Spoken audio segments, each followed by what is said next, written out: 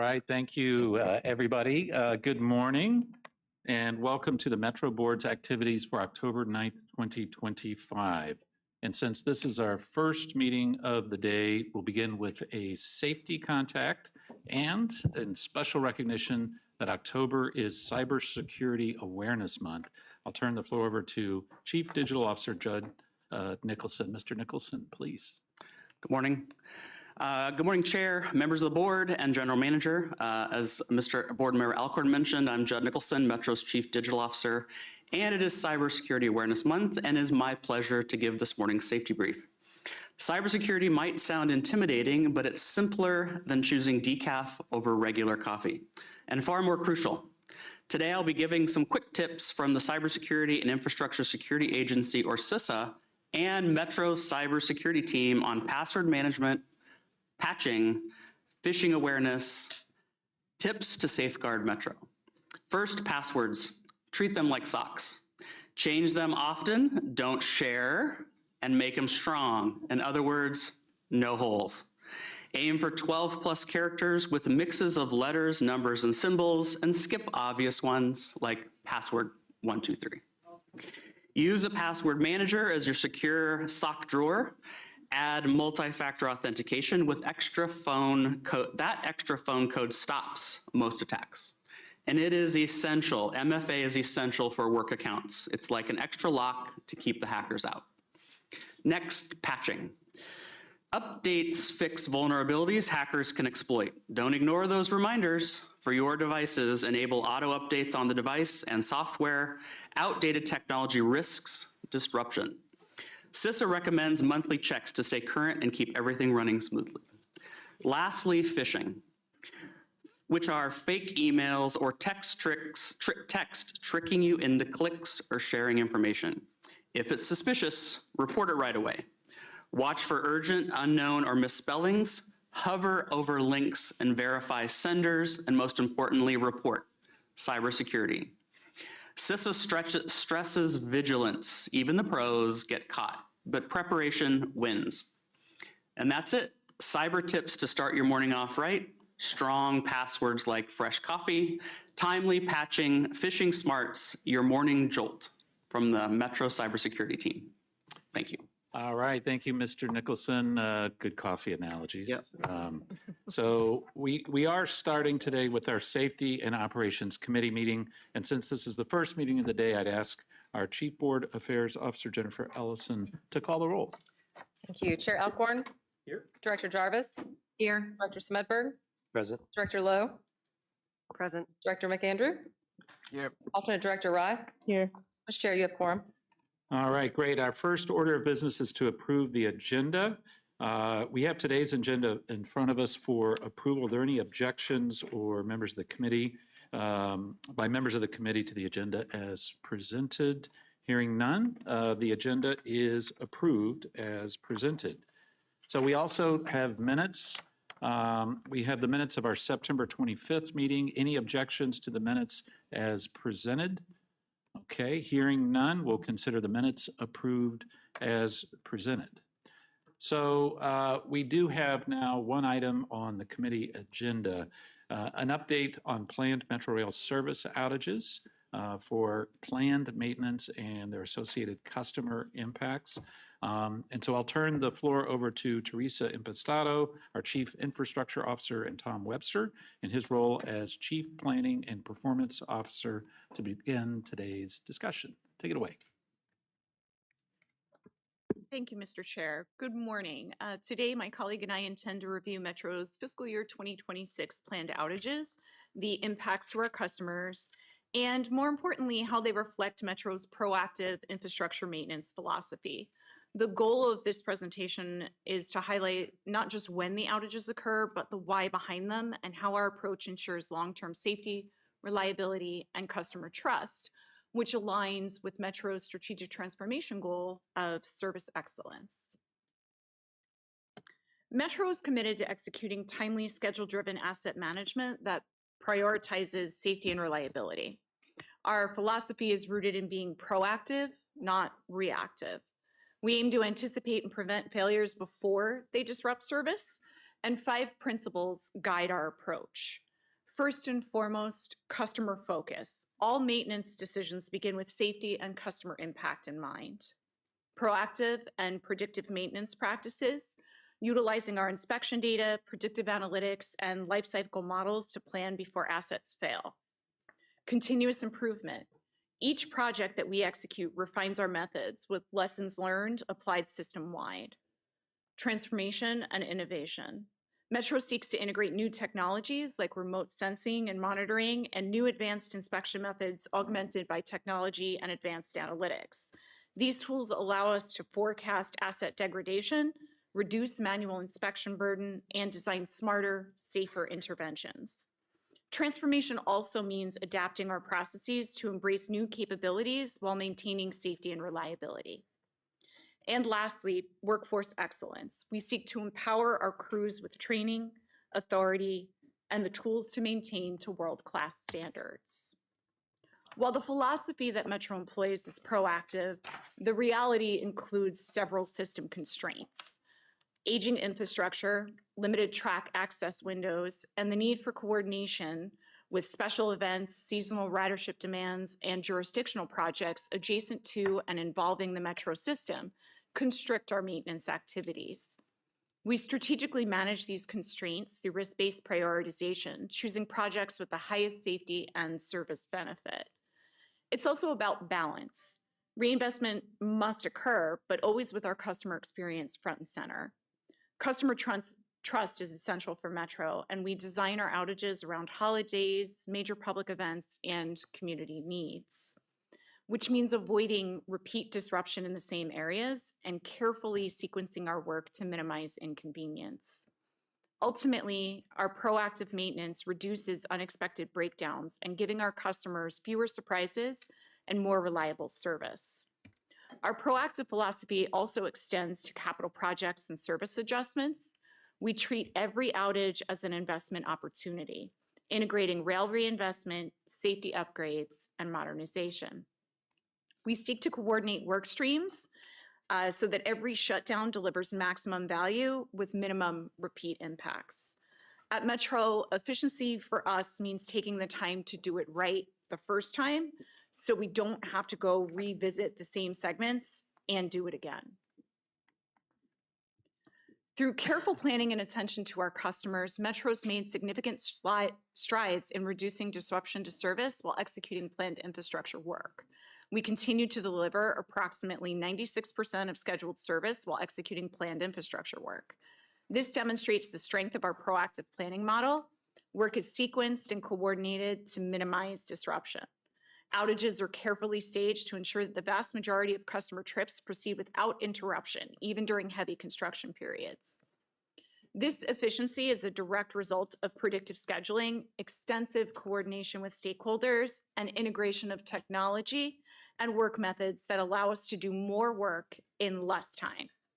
Metro's Wayside Work Planning team coordinates the efforts of identifying needs and packaging work plans in addition to coordinating short and long-term projects.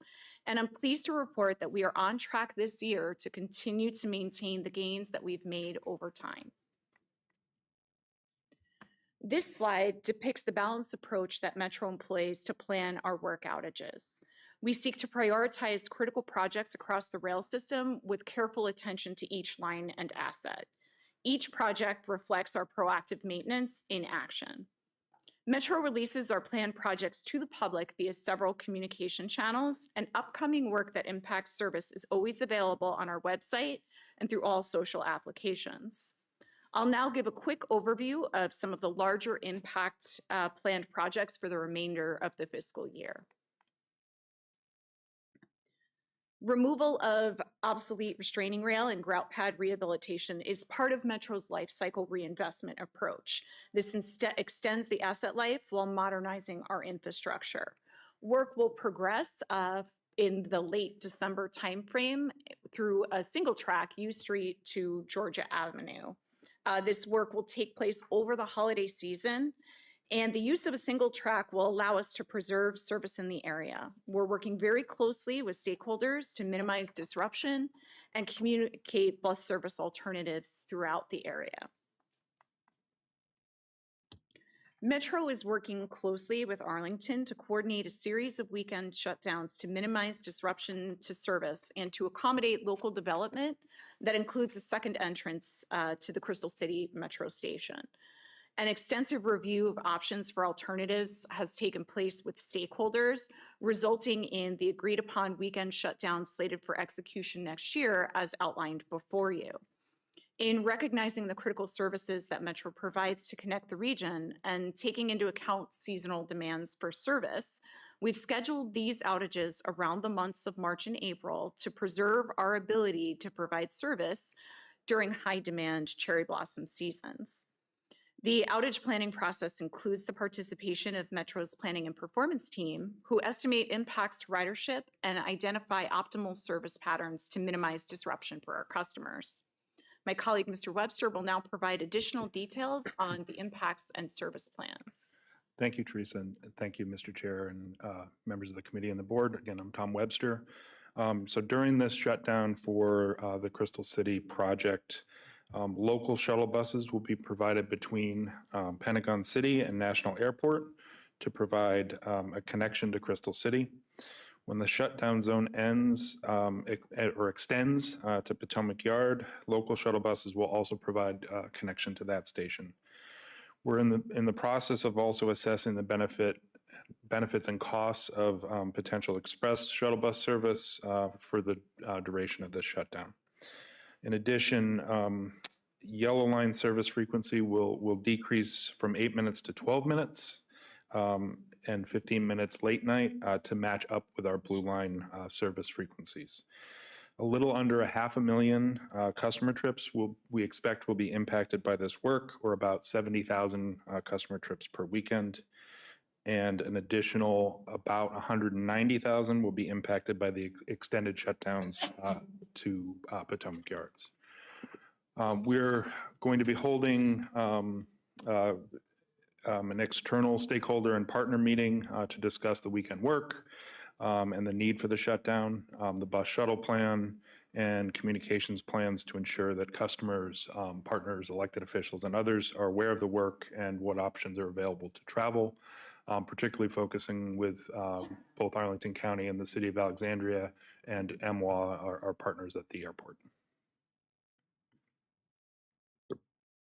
Thank you, Tom. Metro is also maximizing the summer 2026 shutdown of the Red Line, which enables work to progress on the MTA Purple Line project. This includes additional work to rehabilitate several assets that are in need of investment. To avoid the need for separate shutdowns in the area, Metro is progressing critical structural work directly adjacent to and involving the areas of the shutdown. This is an example of how we're aligning efforts with seasonal ridership patterns and existing outages to mitigate the impact while tackling critical capital reinvestments. Mr. Webster will now also provide some additional details on our service patterns and impact of the summer outage. Thank you. So here, our draft service plan, Red Line service will run 6-minute daytime frequencies between Shady Grove and North Bethesda and Friendship Heights to Glenmont. During this time, we expect we will not operate the Red Line Super Peak 4-minute service. We don't anticipate significant crowding as this is during the summer when ridership is lower than other times of the year. As we do, we'll be running shuttle buses to connect customers between the closed stations and to the closed stations between the two segments of the operational Red Line. We're still developing those shuttle bus routes, but we anticipate that shuttles may add a minimum of 12 minutes of travel time to customers connecting between adjacent closed stations, with additional travel time approaching 30 minutes for customers connecting between the segments. Bus priority is very clearly going to be critical for the shutdown. So similar to our partnership in 2004 on the Glenmont side of the Red Line, we're working with the Maryland Department of Transportation, State Highway Administration, and Montgomery County Department of Transportation to investigate some options for quick build bus lanes on Wisconsin Avenue to keep customers moving through these important regional infrastructure investments. So back in 2024, Metro, MDOT, and the county implemented temporary bus lanes on Georgia Avenue to help with reliable and faster shuttle service. These quick build bus lanes improve bus travel times as much as a third or 32% during the shutdown. And due to that success, the project was extended as a demonstration and pilot, and then eventually made permanent as it showed continuing great results. We anticipate a lot of customer trips to be impacted during this travel period, about over 5 million, with the most significant impacts for the 2.5 million trips needing bus shuttles to connect between the two segments. In fiscal year 26, we're not just scheduling our outages, we're executing on our philosophy of proactive infrastructure maintenance. To summarize, this approach delivers safety by addressing risks before they materialize, improves reliability by reducing unplanned service failures, and enhances our cost efficiency by shifting our resources from emergency response to planned reinvestment. Ultimately, every outage is not just work on our system, it's an investment in public trust, long-term resilience, and a safer, more reliable metro for the region. We are progressing planning for fiscal year 2027, which begins in July of next year.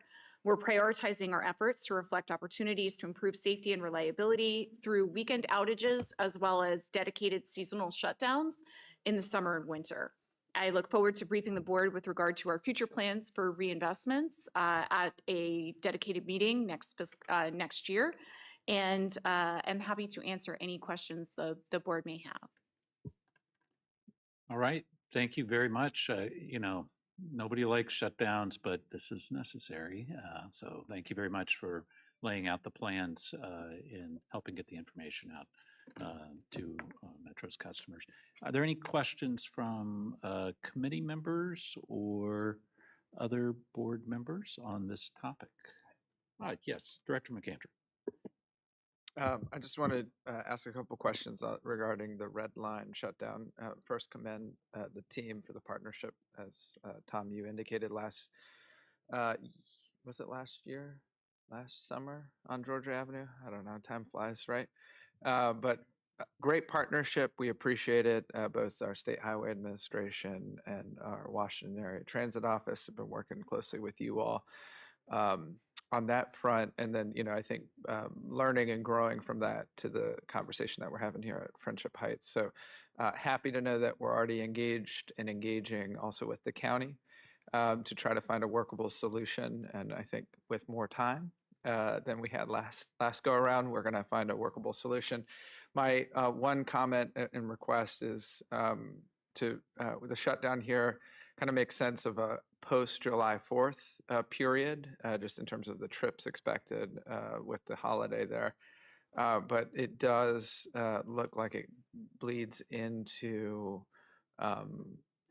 school opening. And so I just would appreciate a little bit of clarity on, you know, I'll also say out loud, thank you for your partnership and collaboration with the state on the Purple Line.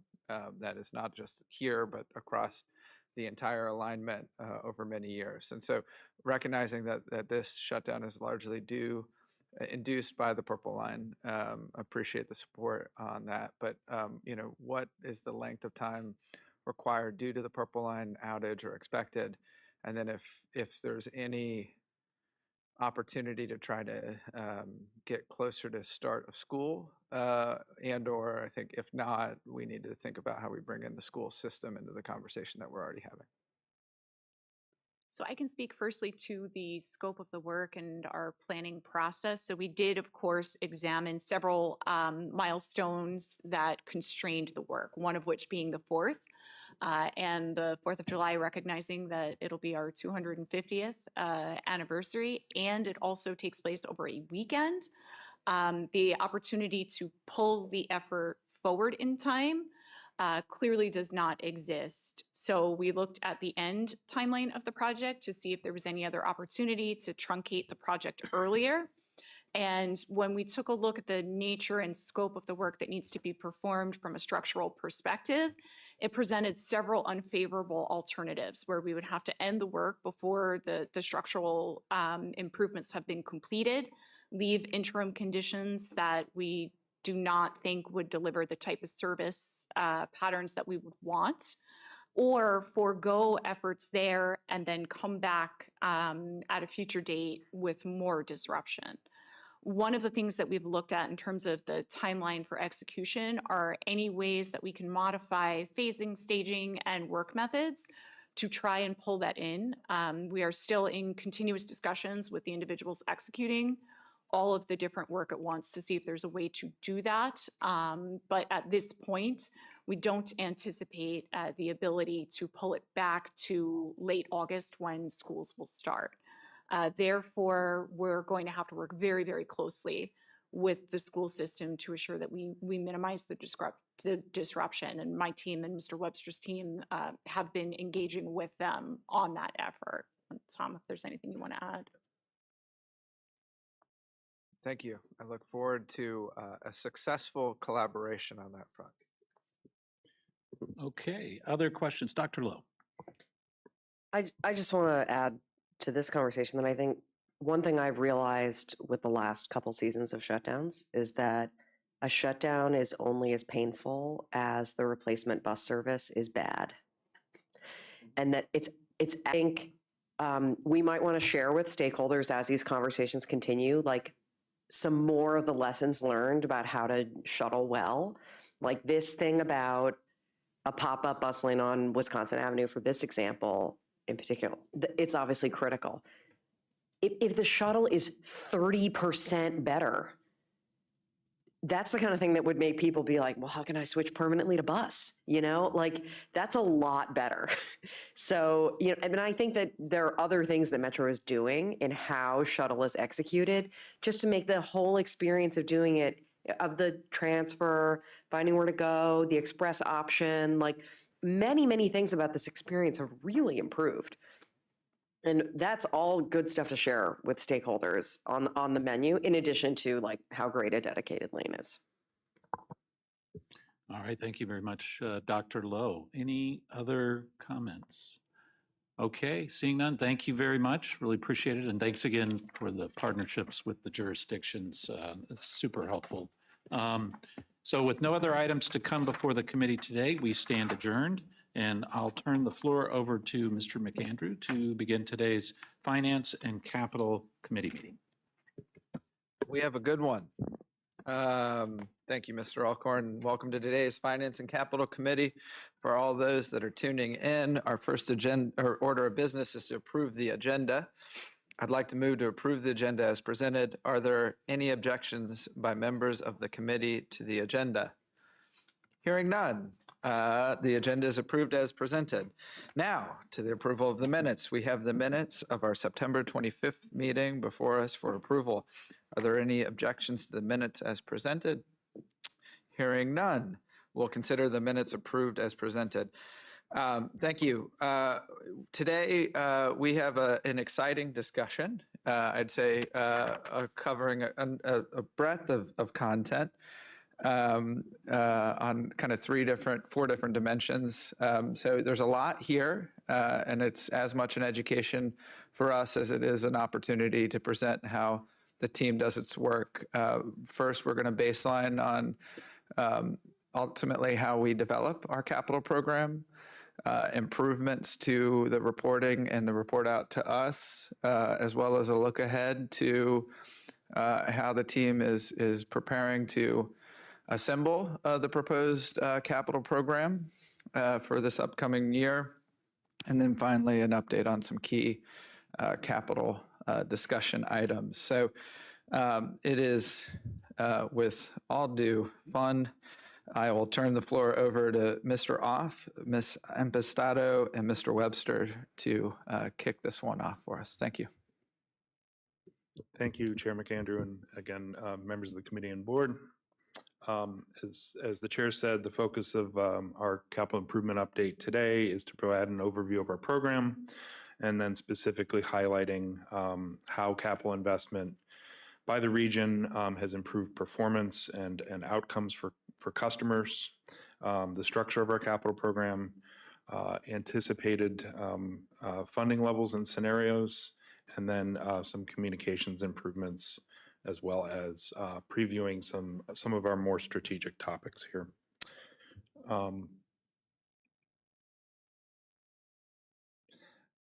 So first, just to look ahead on our calendar for the capital program development process this fall, winter, and into the spring. So I won't go through this whole thing, but again, targeting board adoption of the 6-year CIP and capital budget in March after our normal process steps with check-ins along the way. The region and Metro's customers have seen improvements in service reliability and improved customer experience as we have been proactively investing in infrastructure made possible by the region's dedicated funding, PREA, and other capital funding sources.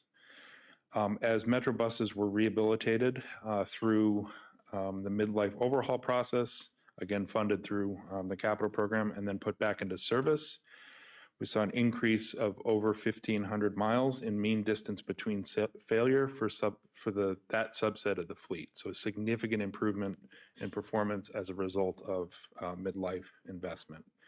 We saw very significant improvements in rail on-time performance, again, due to investment in infrastructure through SafeTrack and track rehabilitation, among others, as well as our 7000 series rail cars that replaced legacy rail cars in the fleet. We also have, of course, the largest inventory of escalators of any organization in the United States. Escalators, of course, ensure that customers can easily access our deep and large stations. Escalator replacements improve the uptime or the availability of escalators. And again, looking at a subset of our escalators after they were replaced, significant 6 percentage point improvement in uptime and availability.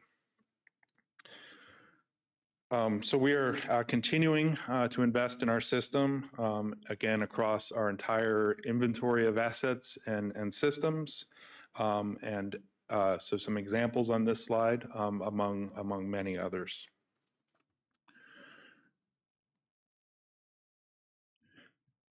So we are anticipating some very significant funding shortfalls in the outer years of our 6-year period due to several factors that we've been discussing with the board and the region through the DMV moves process, including the fact that much of our capital funding was not indexed to grow, PREA and dedicated funding specifically, significant inflation and construction and equipment cost escalation over the past several years in particular. We're anticipating that our ability or capacity to issue debt against dedicated funding will be exhausted by about FY29. So you can see on this graphic the decline in available capital funding. And in a moment, we'll talk about some of the implications of that.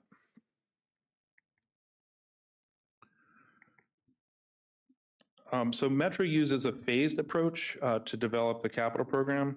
And as potential investments move through these phases, they can become better defined. Each of these phases, including some examples, will be described in a few moments by my colleague Teresa. Once a potential investment completes planning and development, it is either classified as a capital project or a recurring investment program. This distinction is particularly important at Metro because most of our investments are in the recurring reinvestment program category. Capital projects are typically significant investments in the existing Metro system that occur sort of once in a generation with a defined start and end period. For example, a full facility replacement of a bus division bus garage. Reinvestment programs, recurring reinvestment programs maintain, sustain, and modernize the metro system. And that these are essential to keeping the system running safely, reliably, and efficiently. So these are programs like midlife rehabilitation of vehicles, the escalator replacement program I mentioned earlier, but across a whole vast number of asset categories and across the entire existing metro system. So the majority of our capital program, as I mentioned, is these recurring reinvestment programs and the capital projects that were initiated in previous program cycles that span many years. At current investment levels, there are very few new annual needs advance to and through planning and development. We go through an annual process to consider changes and potential updates to the capital program, but really critical here, there isn't a lot of capacity to add new as we have declining funding availability, and most of the program is already committed based on prior decisions and project initiations. Importantly, here at Metro, we have a rolling expenditure-based capital program, as opposed to some other entities that have fixed period capital programs where a program is set for a 5 or 6 year period. We do an annual update on a rolling basis. Now turn it over to my colleague Teresa to review the next section. Thank you, Tom. To review the aforementioned 4-phase processes, beginning with Phase A. Phase A is Metro's planning and development. This phase allows us to define scope, rough order of magnitude cost estimates, and analyze alternatives to address investment needs. Examples of investments in this category include regional core connections programs, the 8000 series rail car contract options to and beyond, predictive maintenance, as well as emerging digital or artificial intelligence opportunities and opportunities for modernization of Metro's supply chain assets, including our warehouse management system. Phase B is design and engineering, which includes opportunities for further refining investment with detailed schedules, total project cost estimates, and defined implementation strategies, like the Red Line signal modernization efforts that Metro has underway. During Phase B, an investment can be made in various stages of implementation maturity, ranging from initial implementation to finalized requirements. Internal plans are approved by our key stakeholders during this phase and are used as a baseline to monitor performance of an investment. Following this phase, an investment may advance to either a recurring capital program, a recurring reinvestment program, or a capital project. With regard to Phase C in the process, as described previously, recurring reinvestment programs maintain, sustain, and modernize the Metro system. These investments are critical to keep our system running by replacing or rehabilitating our existing assets, again, as described in the prior presentation, ideally before they reach a point of failure. Some select examples of this phase include our bus and rail car scheduled maintenance practices, network fiber for modernization installations, upgrades to our fare systems, digital and static signage upgrades, as well as rail maintenance equipment, ongoing work equipment that we utilize to maintain the fixed infrastructure at Metro, improvements to bus shelters, as well as our bridge and structural work. Phase D of our efforts includes capital projects that have defined scope, schedule, and cost. These capital projects are investments in existing systems that occur once in a generation. This phase replaces aging and obsolete assets with new, modern, and efficient versions.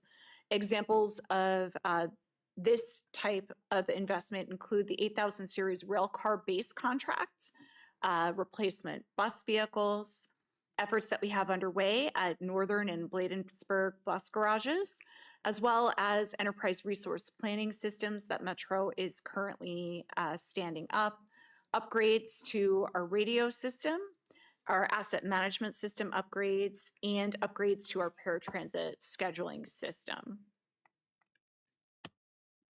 These concepts are the means in which a potential investment or need enters the capital planning process for consideration for funding. Concepts are identified through various models, such as our state of good repair needs outlook, and through several strategic planning processes. Metro considers many factors before a concept advances to planning and development, and we'll discuss these factors later in the presentation. Example concepts for capital program consideration are provided on the slide before you. These concepts are split between life cycle replacement of existing assets and investments that make the system more flexible and efficient. I'll now turn the presentation back over to my colleague, Mr. Webster, to talk through additions in the decisional process. Thank you, Teresa. So the graph on this slide shows the distribution of our current 6-year capital program across the different phases. And as we mentioned, a majority of the investments go into reoccurring reinvestment programs. The pipeline of investments in planning and development and design and engineering is as I also mentioned earlier, limited and constrained by available funding and projections of potential available funding in the future. Our signaling system is the highest priority reinvestment need.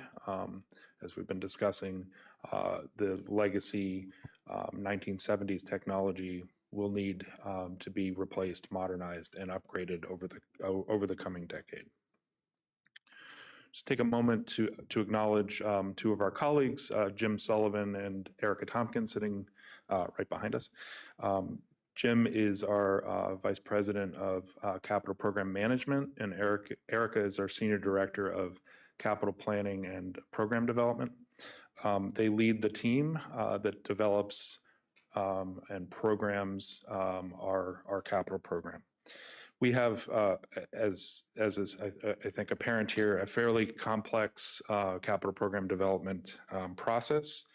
And I'll share, we've been working really with a continuous improvement focus over the past decade to grow and mature that program. We go through a life cycle planning and programming process each year. And that process is a federally compliant process that identifies, prioritizes rehabilitation and replacement activities. And as I mentioned, we've continued to improve in this space with reviews from external bodies, including the GAO and others, and learned from those interactions as we continue to refine and improve. The capital program is constrained, of course, by projected available funding, readiness of projects and programs, and then the market readiness to support the work that we need to do, as well as the operational considerations, availability of track time, and the fact that we're operating 24 hours a day, 7 days a week, all year. So there are significant constraints that we have to balance as we develop and program our CIP. We shared with the board earlier this year the results of our ongoing efforts to effectively manage and efficiently manage the capital program and capital projects. We've identified a number of administrative efficiencies to reduce our capital program overhead. We've also initiated parallel effort to look at standards, requirements, and practices to find savings in the way we implement projects. And again, this is an ongoing effort. We've made a lot of progress in this area over the past 2 years or so, but continuing to focus on preserving as much funding capacity as we can to get more work done to continue to improve the performance of the system.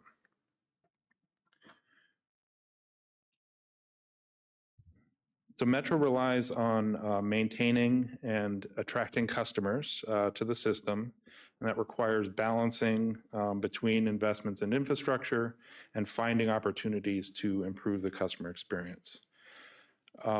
As Metro replaces outdated assets with today's version of the technology, these assets generally have more and better capabilities than their legacy counterparts that are being replaced.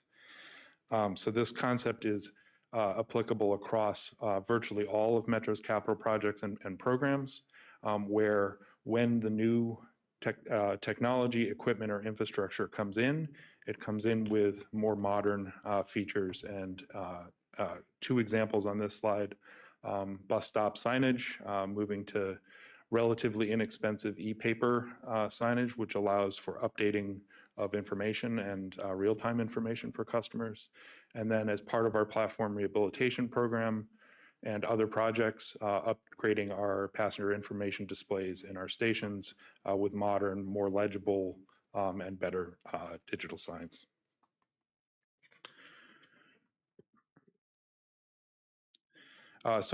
Just some examples here. We have dedicated significant capital investments into the projects and programs to improve safety and security for both our customers and our transit workers and employees. All right, next section. So we're working to improve capital program communications and the quality and the timeliness of status updates for the board of directors and for our partners and stakeholders. We currently do very comprehensive reporting through a variety of fairly lengthy documents, our annual capital program publication, as well as quarterly reports that detail both the progress and the financial status of much of the capital program. But in talking with Chair McAndrew, other members of the board, there's an opportunity to tailor some project updates, program updates, and the status of major initiatives with strategic implications on a recurring basis. So this fall, we're going to begin that process, providing essentially snapshot updates on some major program areas. These are the strategic investments that we are proposing to bring forward as part of those updates. And again, we'll begin this later this fall. Now moving to the capital program preview. As we reported, I think last month, we had in FY25, our last fiscal year, spent about $480 million less than the original forecast and approved budget for FY25. A variety of things contributed to that. A few very significant and positive things. One, savings in our operating budget from FY25 allowed us to reduce the amount of preventive maintenance costs that were transferred to the capital program to be funded by FTA grants, so that all of those funds are essentially available to be reinvested in the program.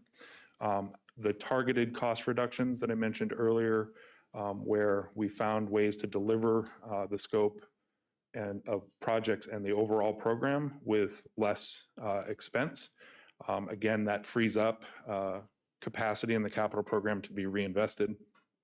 And then we had a number of projects and programs that experienced delays relative to the schedule we expected when the program and the budget were approved. And in those cases, essentially the money has to be or the funding has to be aligned to those projects with their new updated schedules. Some of our other assumptions are built in here into this slide, including what I mentioned earlier, that our capacity to issue debt is expected to run out in roughly the FY29 time period. So we've made a lot of progress over the past several years, improving the performance of the system. However, investment in our assets is never done. and funding limitations will put a strain on Metro's ability to perform those life cycle reinvestments in critical assets.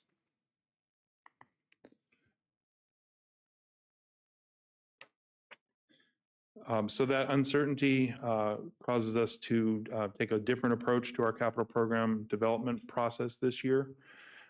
We are intending to pursue two scenarios, one that assumes no additional funding and builds in the implications of that for the program, and one that aligns with our work in the DMV moves process to have additional regional investment that can be leveraged and some of our more important longer-term strategic investments can proceed.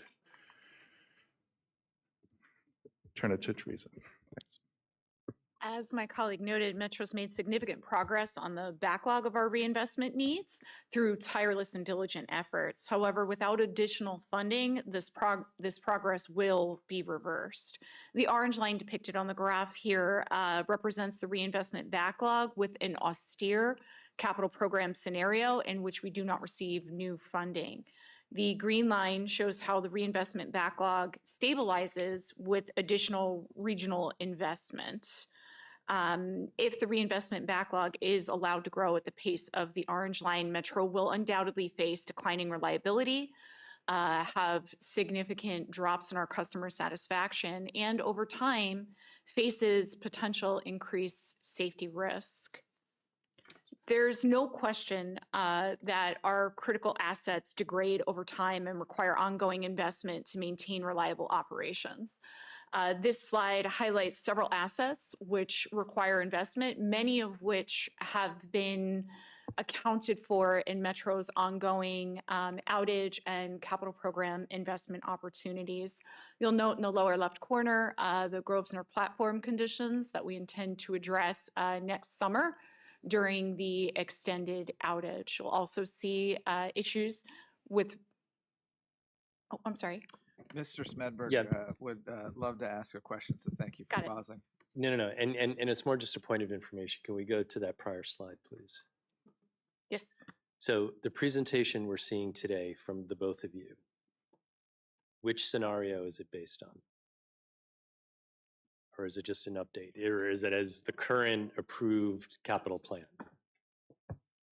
Board Member Smedberg, I think what we're previewing both really Both. here. We're anticipating coming back in November with our developed draft plans where we'll have two scenarios in that presentation, but the broader presentation The here broader is- presentation is stuff. assuming both, yeah. Okay. Yeah. All right. And this graph is longer than a Longer 6-year than CIP. The 6-year. two year is just it's just two 6-year CIPs. Okay. I just Mhm. wanted to clarify that, mainly for me. I know this is a scary graph. Thank you. No, you're good. Okay, so as noted, you'll see the Grosvenor platform conditions as well as some of the conditions of our signaling assets, all of which we're advancing work for reinvestment. With that, I'll turn the presentation back over to my colleague.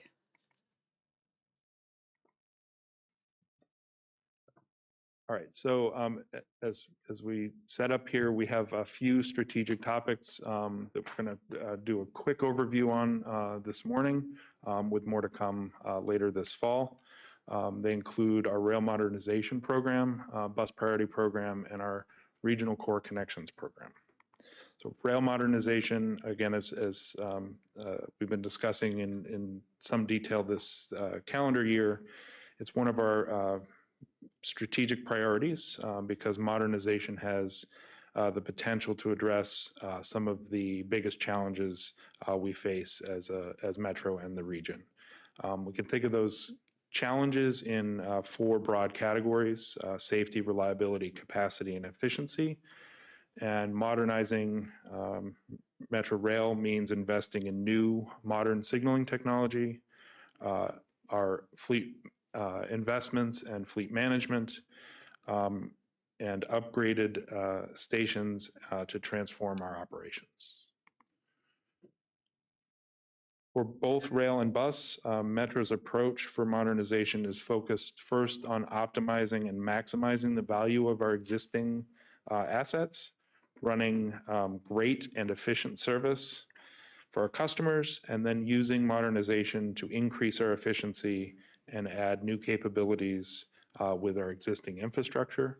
And all of that is before projects in the future that could potentially expand Metro. So optimize first, modernize second, and then someday in the future, potentially expand the system.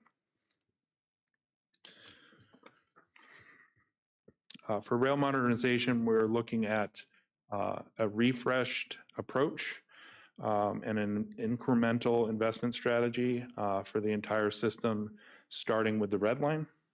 The incremental approach is focused on implementing CBTC and then pursuing additional investments in platform screen doors to eventually fully automate the Metro Rail system. This approach gives Metro flexibility in what specific modernization investments to pursue while addressing critical needs with our signaling system. As you all know, we're working now to develop a program plan for rail modernization, and coming in November and December of this year, we'll have much more detailed discussions on this. But I think critically here, we're looking at phasing and segmenting as fundamental to the program plan and the implementation strategy for rail modernization. So as said a few times, replacing our signaling system is an urgent need. It's a system-wide investment. We are planning to start that investment on the Red Line first for several reasons. It's the oldest of our lines. It has the smallest of the footprint of our major lines. And it is operationally isolated from the other lines, so no interlining and the complexities that come from that. We've followed this approach with starting with the Red Line for a number of other efforts, including the return to automatic train operations. So starting with the Red Line and then moving to other parts of the system. So Metro and our regional partners can maximize the use and the value of our regional bus system with a significant investment in bus priority. So through the DMV Moves process, we've been working towards partnerships to invest in high value bus corridors across our region. These 6 corridors displayed here were developed and selected as in part of this draft plan through a data-driven and collaborative partner process with our jurisdictional partners. Again, these are high ridership, high capacity corridors across our region. They carry 3.6 million customers per month, and bus speeds are particularly slow, which is important because the slower the buses move, the more buses and bus operators we need to have, and the higher the expense to operate the same frequency of service. We know that these projects and or potential projects and investments require significant partnership and coordination with our jurisdictional partners. So we're excited to get this underway. And of course, the east-west regional connection that you see sort of in the middle of the map there is really critical to support our capacity and resiliency through the core of the system between Roslyn and Stadium Armory. So moving now to, I think, the final section of the presentation. So back in 2018, Metro launched a blue, orange, silver corridor study to find a solution for longstanding needs in that corridor. The focus of that was on capacity limitations, reliability issues, and the need for operational flexibility in the shared section of the blue, orange, silver lines between Roslyn and Stadium Armory. And it also included, as part of the study purpose and need and the scope, goals around economic development and sustainability for the region. That planning process ultimately identified a new rail extension that was labeled at that time the Blue Line Loop, as the best performing option. But those benefits would come at a very, very high capital cost and delayed benefits for the region. So we've taken another look at this, and we're working to identify less costly and more practical approach to addressing those needs. So one potential approach is to leverage the benefits of world-class transit investments, as we discussed with the board back in April or May of this year. So using rail modernization to expand or to improve safety, reliability, capacity, and efficiency, and that approach of rail modernization and signaling and automation would allow us both resiliency and capacity improvements, as well as significant improvements in reliability. A new regional east-west bus rapid transit program that connects Benning Road, Stadium Armory, Union Station, across downtown DC over to Georgetown and then to Roslyn would provide capacity, reliability, and resiliency. And then improvements to some of our core stations, including Farragut Crossing, Foggy Bottom, and potentially at Metro Center and Gallery Place. These things working together are a potential solution to the Blue Orange Silver Corridor capacity and reliability challenges. So for next steps, we will be coming back in November with more specificity and a preview of our proposed 6-year capital program. And then also that more detailed update on our rail modernization program plan. In December, the general manager will propose the FY27 budget and the 6-year capital program. And we will also present on the Regional Core Connection program and some of our recommendations there. And finally, some suggested discussion points for the board or for the committee this morning. I'll mention the last bullet here. We are going to do a more detailed update in November on federal funding opportunities. So that's more of just a preview of what's coming. And I think that concludes our presentation. Thank you, Mr. Chair and members of the board.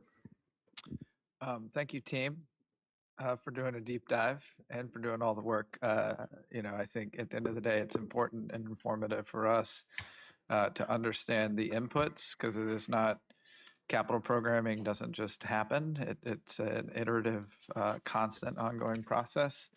But I think that the team has done incredible work with the funds entrusted in it in recent years to get the system to where it is today, but also informing kind of what lies ahead is a challenge, but also an opportunity for the region to rise and meet the opportunity. I asked the team to put these types of questions up here for us. I think, we're having a pretty quick board session today, so we got a little bit of time for kind of discussion and conversation. But I will open it up first to the committee for any questions or comments or feedback, and then we can open it up to the full board. Yes, Dr. Lowe. Thanks. I have like one tiny point of clarification about slide 43 that I just want to get before we jump in here, which is that, Mr. Webster, I think I heard you say verbally that our ability to issue debt runs out in FY29. Projected. Okay. Because the slide gives this like band, it's a capital program planning period that starts in FY27. And so for a second I saw FY27 and just like had a tiny heart attack because it's so soon. But there's a second to figure this out. Okay. I think the thing that jumped out the most for me about this presentation that I'm interested in engaging with colleagues on is the need for bus priority for resilience. I am thinking back to when I first joined the board and the Blue Line derailment had just happened. And there was this like catastrophic day where like all the 7Ks went out of service. And Oh, that was fun. right. And people were like, oh, okay. So like, what's the backup when something insane like that happens? I mean, not that it happens all the time, but like you have to plan for the possibility that these kinds of really extreme disruptions to the rail network can happen. And I was like, well, okay, there's like a frequent service network for bus. Let's go ahead and get that map up. Let's get that info out to people. The frequent service network at that time did not include any routes that crossed the Potomac. So it's not a regional, at that time, it was not a regional plan. It was really eye-catching on that Regional Core Connections Program slide to see a truly prioritized regional bus network that actually makes all of the connections between the region and the core that need to be made in order to actually, you could post that when there's a disaster and be like, okay, it doesn't do everything, it doesn't go everywhere, but it's like, it will, you essentially, like, we could evacuate on that. And I think that is incredibly valuable to the region. And I've never seen something like this before.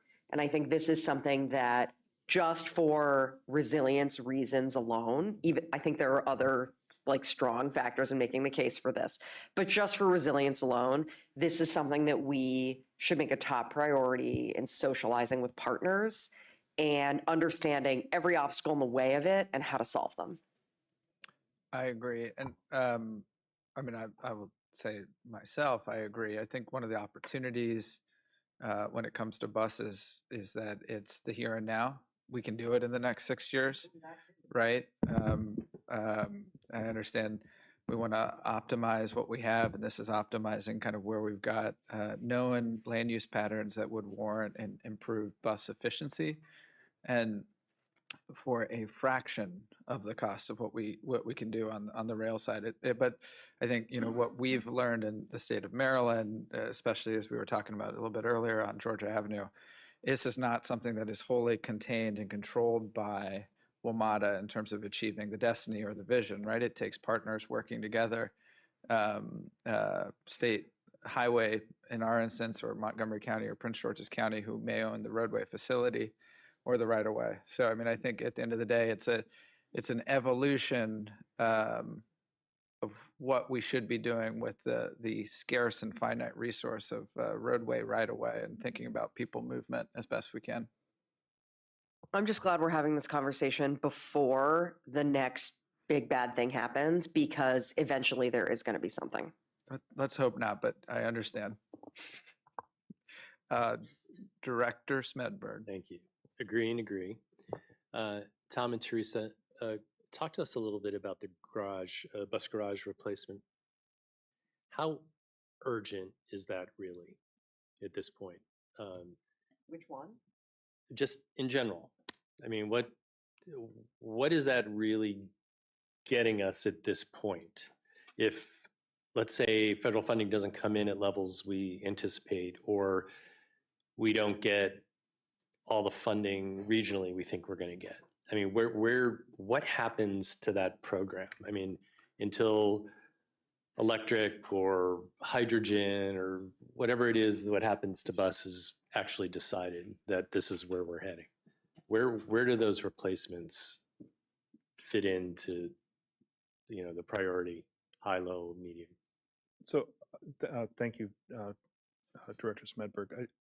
I'll come at this a couple of different ways, and then my colleagues may jump in.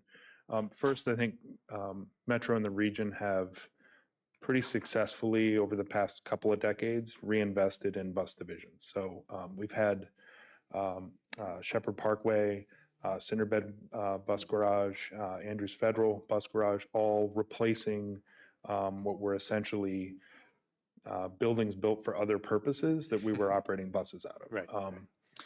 We have two current active projects under construction at Northern and Bladensburg, and those are funded and advancing in our capital program.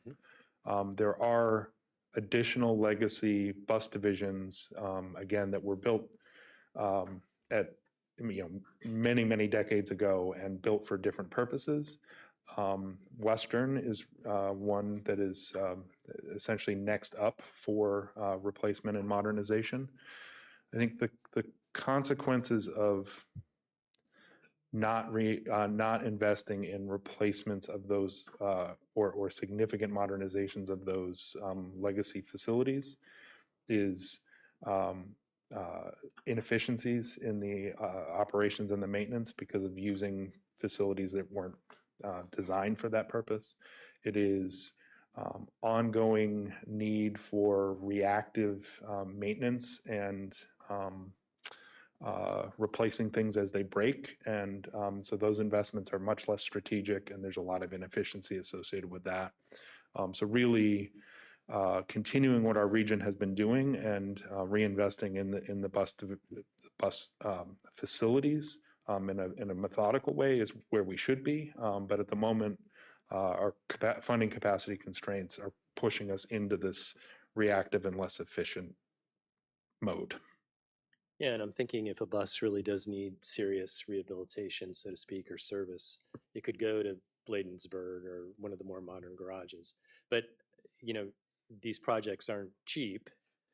And I'm thinking all the other priorities, particularly with communication and automation, if there are trade-offs, again, if funding doesn't come through at levels we think it is, say over the next 3 years, how do we prioritize all of that?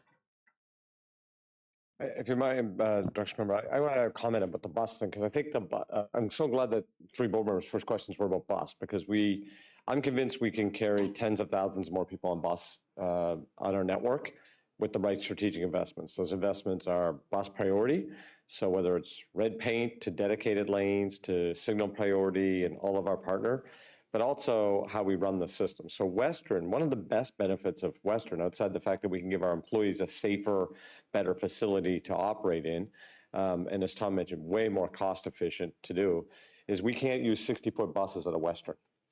And one of our busiest routes is actually the D80 from Friendship Heights to Union Station, or Union Station to Friendship Heights. And that's a good example. We would love to have 60-foot buses on that route.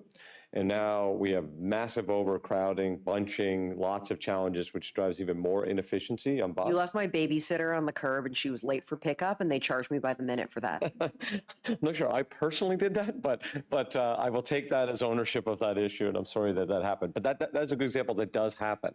And we want to grow our 60-foot fleet, because we are actually, of all the large bus systems in the country, we're the lowest proportion of 60-foot buses for some historic reason. And we want to significantly improve that. 3 doors on a 60-foot bus, which means we can get people on and off faster, and the entire system runs better. But we can't do that at Western because Western is so small, an antiquated garage. So all of these things connect to the facility, the fleet, and then ultimately the operation, the service plan we want to run. So if we want to drive down overall cost per hour, cost per trip, cost per customer long-term, we need to think about the facilities and the fleet to do it. So I'm really happy that all three of you mentioned the bus network. So for us, we'd love to really start advancing Western from a design point of view and how to use that. But without D&B Moves funding, that certainly is going to be, I don't want to say impossible, but certainly much more challenging for both the staff or the board to ultimately approve a plan, because the trade-offs would be pretty significantly on other key factors to do that. But if we get the D&B Moves funding, we should be able over time to figure out how to finance that type of project.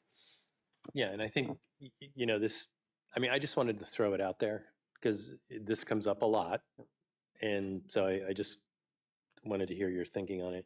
The blue, orange, silver issue, this organization has been dealing with this for 20 plus years on trying to figure out how to tackle this. I guess the two other, is it the signaling and the bus prioritization? I mean, it seems like you could actually cost-wise, we could probably do both. And don't you think if we should probably do both in conjunction with each other to solve this issue? Because it doesn't seem like one alone is going to do it. Yeah, Director Smedberg, it is in fact the combination of these three things: the investment in bus, the investment in rail modernization, and improving connections at some of our key stations that we believe will address the challenges that we've outlined in the Blue Orange Silver work over the past couple decades. It's the combination of these things working together. But automation alone is not going to maybe solve some of the logistical issues in terms of maybe trains not being able to get through that tunnel as quickly as we would like, maybe, but it will help. Another way to look at this is that we'll get incremental benefits from each of these three things that will improve reliability, improve capacity, improve efficiency. And then for the long term, all of these things working together over the next several decades will address those challenges. Okay. And the federal funding piece, I guess we just sort of wait and see. And we're going to talk about that at a future session. Next month. Yeah. Okay, well, I didn't know that, but okay. So, okay, well, the I'm just asking my questions. Thank you. Federal funding day by day, month by month. And why don't I take a crack at that? Yeah. So right now, we there's two types of federal funding, and we'll spend, I think, a lot of time towards the end of November when we come back. We're going to do the business case analysis for the rail modernization automation, which clearly connects into the Blue, Orange, and Silver piece as you're, properly bringing forward. On the funding, there's two types of funding, generally speaking, right? The funding that we currently go through, it's formula-based funding. It helps us with maintenance and all of those types of things. We have no challenges with the federal government right now. So everything is going as planned, reimbursed with the federal government. So relationship with the FTA and DOT is going well, and all that's happening. The second group of the bucket that we really want to start playing in is capital investment grant program. And this is it's in the bucket of discretionary is what it's called. And under what most people in our business call the SIG, or again, capital investment grant program, is this bucket of money for new starts or core capacity. And new start might be like the Silver Line Phase 2 was built out of that money as an example, or Phoenix is building a light rail, or LA is doing a lot, or those types of things. Then there's a thing called core capacity, which San Francisco BART did, that we would like to play in, and that is upgrading our signals and modernization. So one, we got to make sure that currently the capital investment grant program exists. So as Congress looks for reauthorization, we want to make sure the levels in that program are very high that would support not just Metro, but our whole industry, because obviously there's only so much peanut butter to spread around the country on these types of things. And then B, that the criteria for core capacity continues to help us invest in these things. So core capacity was designed that way to help larger rail systems think about how to move the core more efficiently. And we believe we're positioned really well for a future core capacity CIG grant. We have an enormous amount of internal capacity of people that used to work on these programs at FTA and DOT. And we're going to bring that forward to the board. I will say, when we go to do that, the board will have to authorize that. That is a whole decision-making process to go for a grant of that size. So the board will be taking an action equivalent to building a new rail line and say, yep, that's the decision that we are going to make. Then we go through the environmental and the entire grant process, and it's a multi-year process. We want to bring that to the board at the end of November to start that conversation. And then we believe we can move pretty aggressively on that because it's not a new build, it's upgrading our current system. So that bucket of money is there, and we need to work as an industry with Congress to make sure it stays there and the program does not shrink. If anything, we'd like to see it grow. And then they pay that money out in increments over years to help finance big projects like our automation or rail modernization program. Okay. And by the way, the BRT Crosstown would be one of those kind of projects we could maybe potentially go into that bucket as well. So we use local money, and then we go after, try to get the feds to pay, 40, 50+% of a project like that as well. And one big part that you mentioned on Blue, Orange, Silver, both of you, that we probably should mention is it's not just for a big emergency, it's actually regular maintenance is why the Blue, Orange, Silver, we need some resiliency. We are gonna do maintenance on Blue, Orange, and Silver forever. Like a good example, we shut down Foggy to Roslyn from time to time to do maintenance. We need some type of other throughput to move tens and tens of thousands of people. So it's a really, really important thing that we get this crosstown bus moving with some urgency to help on day-to-day today, let alone what we really want to build the system to be. And one last question, Mr. Chair. A lot of press recently about RFK, a potential stadium there. I know I think it's going to be paid for by the district or the developer. There's a way to go about it like they did Potomac Yard. If that does study out to say, yes, we can do this, how directly would that decision maybe impact what we saw today? I'll take a crack, Tom. Sorry, Tom's looking at me. So actually, that's on our board agenda for the formal board meeting. We have an MOU with the city that we've been working really collaboratively with. Both mayor's office, council, everyone realizes that Metro is going to make that RFK campus successful, not just for the stadium, but for all future residential and entertainment district building and the youth sports center. So we're really excited to be a great partner there. It is, as you said, it's going to be a reimbursal agreement, so kind of equivalent to Potomac Yards, unlike the regional-based funding projects that we're talking here. And just as the $2 million is to do a study, and we are going to go very aggressively working on this study because the timeline's tight. And it's to study the things that are in the MOU. What do we need to do with Stadium Armory Station? There's been talked about a potential new station for a long time. Is that even possible? If it's possible, where does that locate? What are the engineering? What's the constructability? A lot of people, I think we can just put a new thing here and there, and it's very complex that with the site, the grade of the track, a variety of other things. But we, with our partner at the city, are going to review all of those things. And they would clearly play into this regional program, but it's just kind of complementary, and the timing just happens that they're all coming at the same time. Yeah, so if anything, it actually provides even a better opportunity for Metro as there's synergy across them all, and that's how we're kind of looking at it. Thank you. All right, thank you. We'll open up questions to the full board. I've got Mr. Alcorn first. Okay, thank you very much, Chair McAndrew. First of all, slide 36, you could go back to that. As we're having the discussion across the region about funding, I can't basically say enough to thank the staff for finding those efficiencies. It's so important as we go forward with trying to fund these improvements to underscore the fact that while we're doing that, we're also looking at the way we're doing business and finding those areas. So thank you so much for that.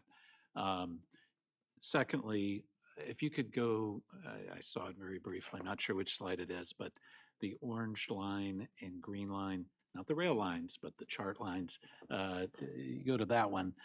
I think one of the things that would be helpful, and let us know if there's a timing on this, it would be helpful to know the implications of the austere scenario as opposed to the funded scenario, both in terms of, and a couple things that come to my mind.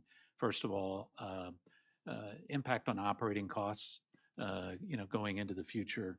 And secondly, system performance. So I realize some of these there are a lot of moving parts, and they may be estimates or ranges, on the dollar amounts, particularly operating. But I think we're going to really need to understand going into the next year or so what the implications are of that lower line as opposed to the higher line. So is there a timeline on when we might be seeing some more of that kind of analysis? We will start that in the November timeframe, and that is the focus of the work of the team right now. So we'll begin that conversation in November. All right, thank you. Looking forward to that very much. We'll next go to Chair Santos. Thanks, Director McAndrew. My question actually more for my fellow board members on the Finance Committee, which is one of the topics that has come up previously, is concern about prioritization. What's the process for prioritization in some of these decisions? I have not been as intimately involved, and I know you and particularly Director Lowe have spent the time with Tom and team. So it's a question collectively, which is, do we feel like there is sufficient enhanced clarity about the prioritization process? And if it's still in motion of refining that, what else do we think would be helpful for the board to assist in understanding return on investment and some of the other things that we're concerned about? Yeah, I'll start. And maybe if you guys want to go back to the early slides in terms of how you develop or have inputs into. To just acknowledge, this region has maybe some of the finer models or approaches to review and see what's possible. And it's not completely an apples to apples example, but Virginia does have its Smart Scale capital allocation program, which is transparent, data-driven.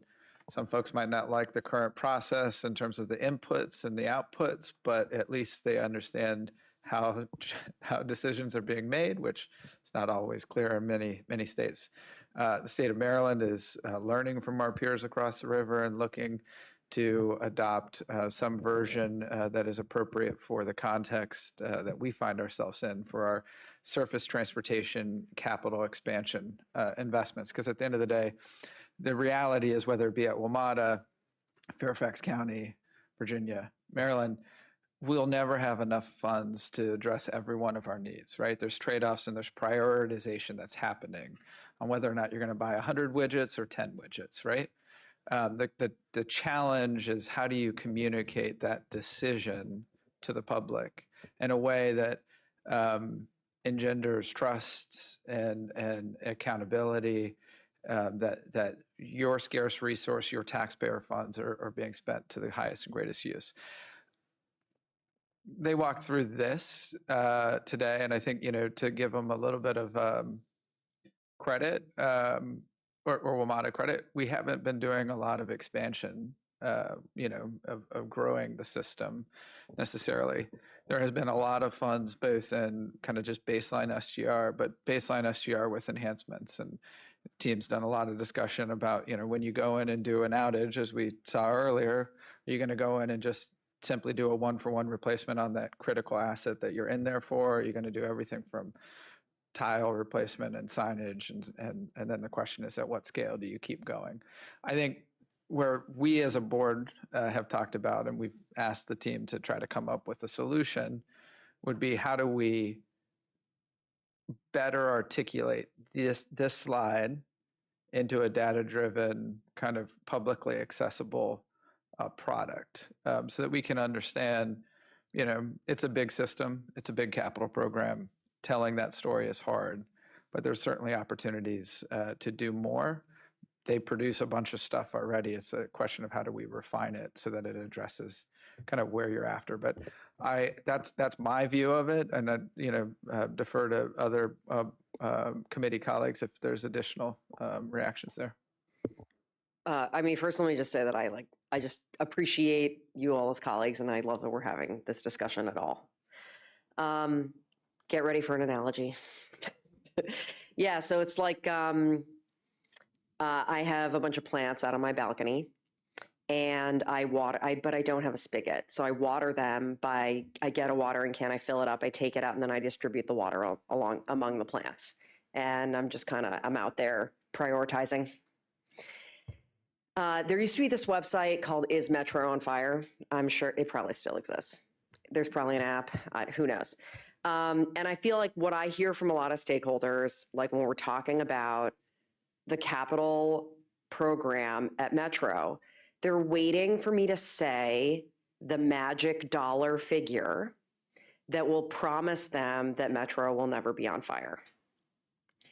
and the graph that Walter was talking about with the orange line and the green line. Like, I think the struggle for the staff is that, first off, there's a lot of space between the green and the orange line, and there's like flames somewhere in the space, but it's a really abstract exercise to try to get more precise about where the flames might be and how big. And that also, even at the green level, there might be some teeny flames that have to be addressed sometimes even, right? There is no way, there's no magic number I can say, and there's no way to promise that there will never be any lick of a flame ever. All we can do is say, okay, we definitely need some amount of water so that none of the plants straight up die. And then we should have some reassurance that I'm not pouring all of it on the cactus and then just doing barely enough for the honeysuckle to not die, right? We want to be smart about that and provide some more transparency and visibility into that. But then otherwise, I think we have a bigger picture struggle as a region to get over the trauma of the early 2000s or whatever, and to just say, actually, it would be okay if the bar was higher than is Metro on Fire, and to say, where is the world-class transit bar? Is there a way I can get to that bar that's affordable, that that has ROI, that's exciting? And so we need to I think the DMV moves conversation is an attempt to shift the conversation to that bar. And it's not just for me to say, can we afford to do it? Like, we're all having that conversation together. But I hope the plant watering analogy is helpful in thinking about, why it feels like we're trying to do two things at the same time. Yeah, and just also articulate like an investment at a system scale, and I'm going to go there at the end of this. It's time consuming and costly, right? And so when we decide, say, do signals across the entire program, that's billions of dollars and decades of work. But we need to stay committed to it, or else we don't actually realize the vision or the opportunity. So what we decide to do today holds the hand somewhat of our future folks. Randy says on a regular basis, we've made some sins in the decision of the design of our rail assets in terms of turnback or inability to do turnbacks. I believe some people, Debs, I think he wants tunnels in certain places, connecting certain stations in the DC area that don't exist today. But those are sins that we've made that we can fix at a certain cost, right? But anyway, our predecessors made those sins, right? And so the question is how we're going to make those trade-off decisions today to continually try to move forward. And I think this is a healthy illumination. I appreciate you asking the question, because I think it's helpful for everybody to hear kind of what the board is after in this space. And we look forward to the presentation to us on the staff's strategy to address it. Yes. Thank you. Slide 36, it brought up that Metro is mobilizing to pursue federal funding opportunities. And I know that GM mentioned how well we are positioned with the federal government right now and open communication. Is this specific to rail modernization? Because I know as an organization, we're pursuing a lot of federal funding opportunities. So is this slide specific to rail? And then how are we mobilizing? Is it just getting staff up to speed, external support for grant writing, or can you speak more about that? Yes, thank you for the question. In this example, we're talking about capital investment grants and core capacity grants for rail modernization, but the broader strategy is bigger than that. It's for all of our capital needs and investments. And I think from as the general manager mentioned earlier, we're mobilizing now on these discretionary grant opportunities with the beginnings of conversations with USDOT and FTA, the mobilization of our staff and some of our consultant support resources that have expertise in these program areas, and all working towards a strategy for pursuing discretionary grant opportunities. Okay. I know there's some big ones that are out now, and there's some that we're looking at later on down the year. But on the next meeting, I think there's going to be a larger discussion. Will we get an overview of maybe some of the federal opportunities that have been pursued, or what that strategy looks like? Yes, yes. So, for example, we currently have an application pending for the bus and bus facilities program and the low and no emissions program for hybrid buses for replacement of our some of the buses in our existing fleet. Okay. And then build and TIFIA and all that. Okay, Yes. great. If I can, Mr. Chair, I just want to add one comment to that. So there's a lot of programs, and you know well, that we had the funding to kind of go after, bus and bus facilities. The issue is we do not have the local match to go after the big stuff. And so we got to remind our region, and we're a region that hasn't done a lot of this recently. We did, obviously, for generation, we did it. But right now, it's the Seattles, the LAs, the Phoenixes, and lots of others, New York and others that are doing what we're not doing. And if we do not have the local match, it doesn't matter how great our project is and how bad we want it, there's no way to get that federal money.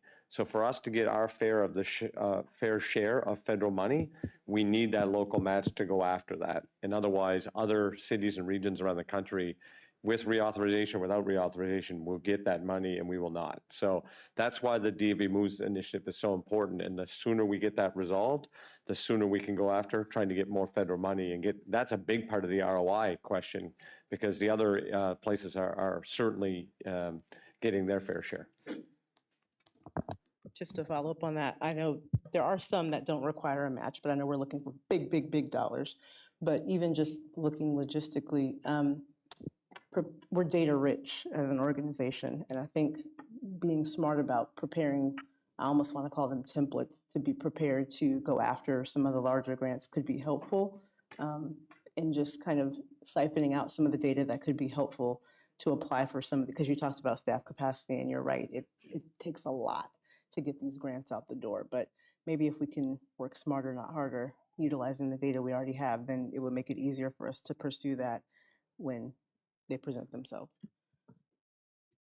Thank you, Director. I've got just a couple kind of closing thoughts. So I don't want to devalue the early discussion that we had on the bus. And I think, it is easy for an organization that owns an asset such as the rail system, as expansive as ours, and if you look at the capital program, the lion's share of the funds go to a rail asset that we own to maintain and make sure it's operational. But I think that the opportunity in the near term for growth at costs that's reasonable and deliverable in the year to 2 to 3 and not the 5 to 10 to 20 is within the bus. So I think, appreciate the attention there. I think it is not 100% incumbent upon this organization to realize that. And I think that's what, we as a board can help our appointing jurisdictions realize that, and then we can work with them to allocate the right of way or support the signal modernization on the traffic lights to speed up the buses. But I do want to spend a quick second on the signals, right? So this is something that we've talked about for a couple months, if not years, in multiple venues. I do, appreciate where we're heading here. This is a critical asset. Without modern signals or signals that are operational, we can't run trains. And so I think the team's indexing in the right way. It feels like assessing a path forward, looking at it line by line. I think, Director, to your comment of like staffing and resourcing, it's also building a team that is able to not just maintain the asset that we have, but also think about the future, plan and deliver. And that is not an easy thing to do, but certainly a thing we're going to have to do if we're going to get into the game here. So I think in general, happy with where we're at. it's not going to be easy, but I think staying focused on what's the core function of the signals and the upgrades and the costs that we have to make. But I think there was a slide in here about the lines and the length and the year of install. Love to spend so where we're at right now in the conversations that we've had are, a sense that will go at least until, a large tranche of funds yet to be identified and secured is available to us. We're going to go line by line, or try to go line by line. And we're going to start looking at the red line. Is that right? Yep. Which that is a great looking line. It serves a lot of the great state of Maryland. I appreciate it. But it's also the oldest line that we have, and so the assets and the signals are also at the worst state. Some of our colleagues on the DMV Moves tour recently saw what was it, Farragut North's signal room, and it's a lovely place, needing attention. So I think there's a real opportunity strategically to go line by line, and I want to. Where I'm heading here is really just kind of encouragement towards an active dialogue for all of us, because we've talked a lot about kind of platform screen doors, signals, where we're at, but I think where we really need to be is signals, and then how do we think about the automation component above and beyond if and where it makes sense. But I'll pause and kind of just ask for a quick double click on kind of how the conversation's going with DMV Moves, our regional partners, and then where we're at between now and November, and what we should be expecting, anything in conversation DMV Moves or other actions that you guys are planning to take. So thank you, Chair McAndrew. Just practically the schedule, the final task force meeting is, I believe, October 29th. And the intent there, or the agenda there, is to review sort of the findings and the potential recommendations developed over the course of the last 16 months or so. And obviously a big focus on additional investment in Metro's capital program, central to that. Also, many of the regional coordination and efficiency and effectiveness recommendations that have been going on in parallel to the funding discussions. Then in November, I believe it's November 17th, the COG Board of Directors and Metro's Board of Directors will meet together, as they did when this initiative started out, and essentially consider a resolution that will formalize those recommendations ahead of the legislative process. Got it. A lot of fun ahead. Yes, Chair. All right, one more question from my fellow board members on the Finance Committee, which is, I know one of the issues that we've discussed before as well, in addition to prioritization, is concern about ensuring that projects have the capacity to, whether it's human capacity, capacity to project management, to project manage, and to move quickly if there's an urgent need. Do you all feel that more comfortable about how on the capital budget that there is a sense of accountability and incentives appropriately aligned to execute quickly? Because I know this is again come up in session, or is this going to be discussed at the next conversation? Yeah, I've got kind of two comments there. One, going back to Teresa's presentation to the Safety Committee earlier, there was that nice chart where it said this is, our performance early years on the shutdown, and this is where we're at today. And I think the team has gotten meaningfully enhanced in terms of its productivity and capacity to manage certain capital efforts. And so, hats off to you all.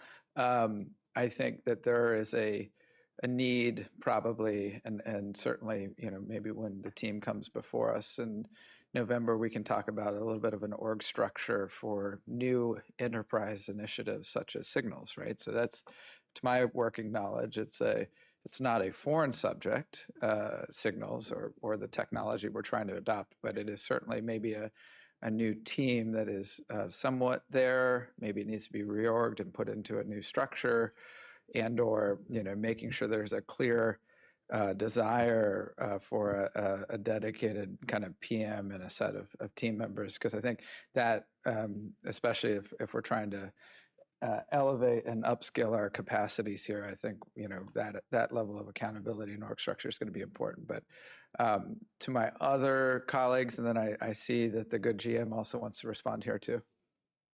Andy. Nope. Thank you, sir.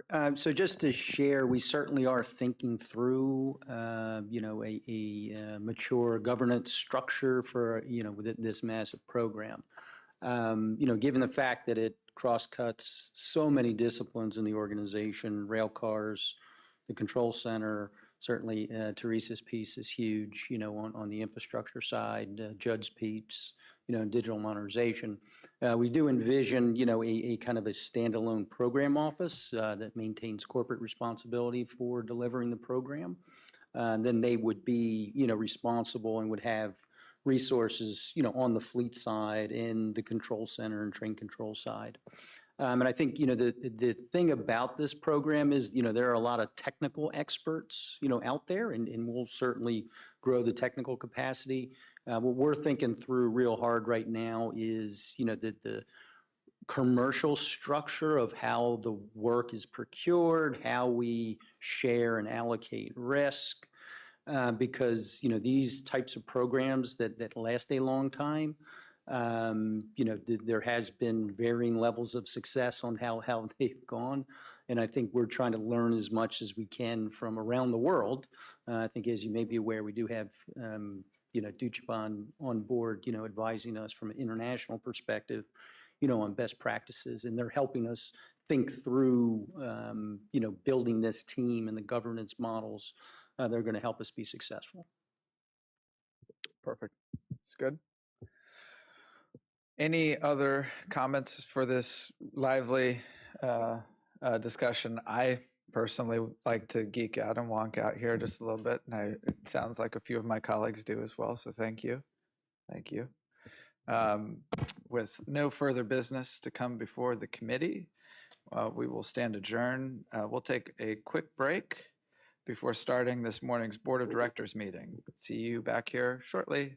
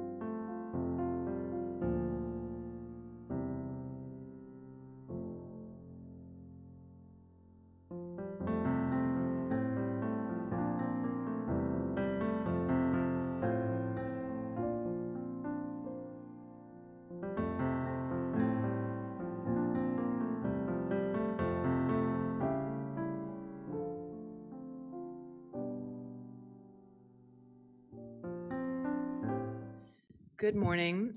Good morning. Good morning. I'm Valerie Santos, Chair of the Metro Board. Thank you for being here today. We will begin with the approval of the agenda. I'd like to consider the agenda approved as presented. Are there any objections? Hearing none, the agenda is approved. Thank you. We have 2 sets of minutes for approval. The board and executive session meetings from September 25th. I'd like to consider these minutes approved as presented. Are there any objections? Hearing none, the minutes are approved. Thank you. Now for the public comment and reports by our advisory bodies. Do we have any? Okay. Denise Rush. All right, Ms. Rush, you're up first.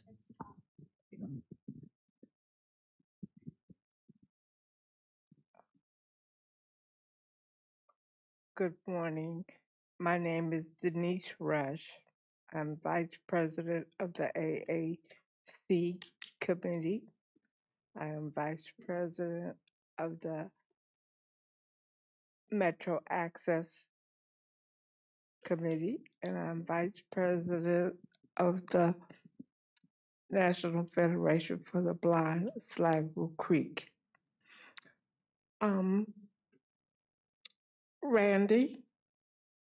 Is Randy here? Okay. How are we coming with the restrooms? So I believe Sarah's a couple seats down from me, and I believe a message got to you, but I think there's a meeting on the 14th.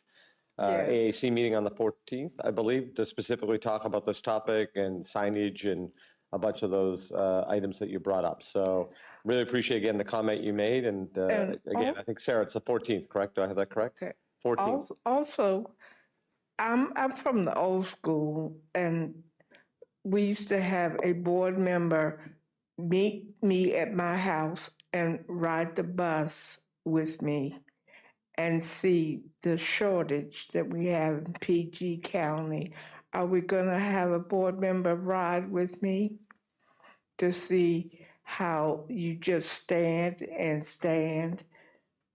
and wait for the bus, and then when the bus does come, you don't go anywhere hardly, in the rain, the snow, or the sleet? Are we going to have someone to do that? Hello, this is Director McAndrew. Be glad to do it. I also ride the buses in both Prince George's and Montgomery County on a fairly regular basis, and Yes, the difference between Montgomery County and the buses in BG County are different. That would be excellent. Yep, definitely. Okay, well, I'll make sure that you get my name and where to meet me to do that, because we used to do it, and then they could see it was miserable.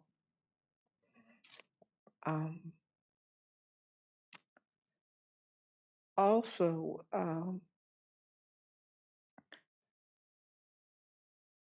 you're saying that we're going to have a meeting and they will discuss the restrooms? Yeah, yes, Denise, on the 14th. Okay, thank you. Yeah, thank you. Why is the meeting so close together all of a sudden?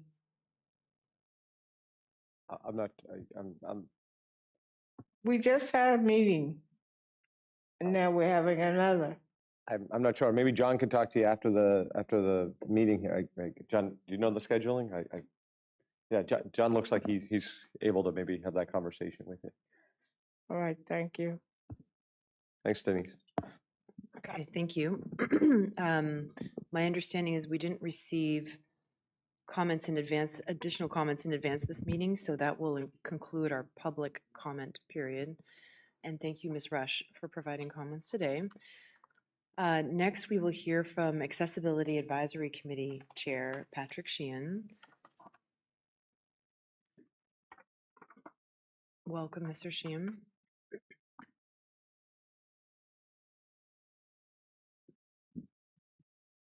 Is where? Right there. Oh, good. Thanks. Okay, great. Thank you so much. Good to be back here. We were just actually here last night with the RAC a very good meeting. I am pleased that we have this meeting today, since I had forgotten to talk about one resolution that the Accessibility Advisory Committee submitted back in July concerning eligibility requirements for people who are using Metro Access. The Accessibility Advisory Committee is putting a proposal forward so that people who have permanent disability conditions, let's say like prosthetic eyes might be an example, don't need to go back to the doctor to get the doctor's certification that they are totally blind and eligible for the service, not because of their disability, but their disability condition hasn't changed. So we're doing some research with respect to that to give justification to that opinion. Would apply to people, anyone in Metro Access who has a permanent disability condition, would save an awful lot of time and energy on doctor's visits, which are getting more difficult to obtain. We're going to put some justification together for that. We're going to share it through our committee. We'll share it out through leadership on our side, and then present it over to Mr. Blake, and then see where it goes. But I neglected to mention that last week. With respect to the bathrooms, as we've just heard, appreciate that we're having the meeting on Tuesday. Look forward to that presentation, ability to work with staff, the board, or whatever, to see where we go from there. Had an excellent meeting last night with Jordan Holt, the RAC, and members. And a couple of things that came up out of that meeting. One, the RAC, and I know members of the AAC have asked, with the DMV Moves meeting coming up, recommendations coming up at the end of October, will there be a time for individuals to comment, a way for them to comment on those recommendations, that the resolutions will be made on the 17th of November? That would be great. And then there was also, and I think that something I need to take back to the AAC, members of the senior community who would like to know more about the Metro Access service, the service area that it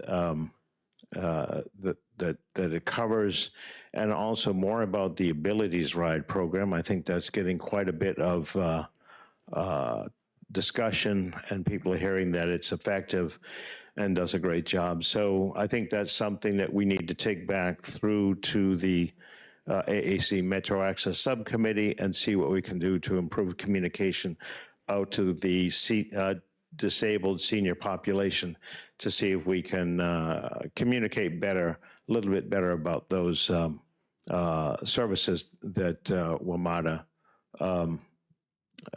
provides. Other than that, I think, we looked at the transit vision plan. We're going to be working more on that on a regular basis going forward. I think I said that a couple weeks ago. I think that those are the major projects that we have upcoming in the next couple of months. Appreciate the relationship we have with the board. Appreciate working with you.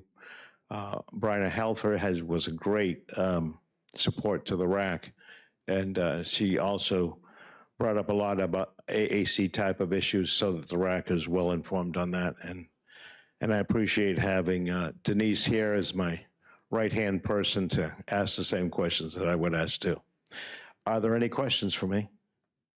I have a question, which is just a clarification. You had mentioned asking about opportunities for individuals to comment on the DMV Moves recommendations. Are you asking us that, or you're saying that that's something that you're planning to do?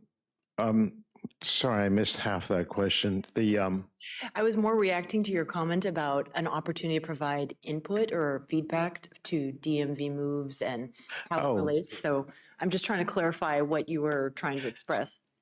In general, when I've given DMV moves reports to the AAC, that question has sort of been out as far as the task force is concerned. So I know it's an unfair question here, but that question was also asked at the RAC meeting last night. If individuals who will listen to the recommendations from the task force, is there going to be an opportunity for them to give their opinions on those recommendations before they become resolutions in November? Hey, Patrick, this is Paul. How are you? I think there's a really good chance that there is going to be an opportunity for people to make comment on that at the public meeting. I didn't quite. I think there is a very high likelihood that people will be able to make public comment on the recommendations at the next public meeting. Great. Okay. I assume so. I mean, that's the way things have always run. Yeah, I mean, I think that's the plan. That's the plan. So. Right. I figured there would be a way, but I just didn't know what the process was, and I didn't want to speak out of turn. Yep. Okay, good. Anything else? Okay, great. Thanks for letting me come and speak to you. Thank you so much. And since the RAC met last night, we do not have a formal report yet, but once it's drafted, we'll post online. Director Lowe, I understand you attended the meeting last night, just checking if there's anything you want to say or comment about it. Oh, I sure did go to the meeting last night. I wanted to talk to the RAC about all-door boarding, just because they mentioned it in their last annual report as like a priority for the committee, that like they didn't know where Metro was at on that. And then when I was like, going through my board reappointment with the DC Council, I went back to like what I said I wanted to work on when I first got on the board. And it was a list of 3 things. And one of them was all-door boarding. And obviously a lot has happened.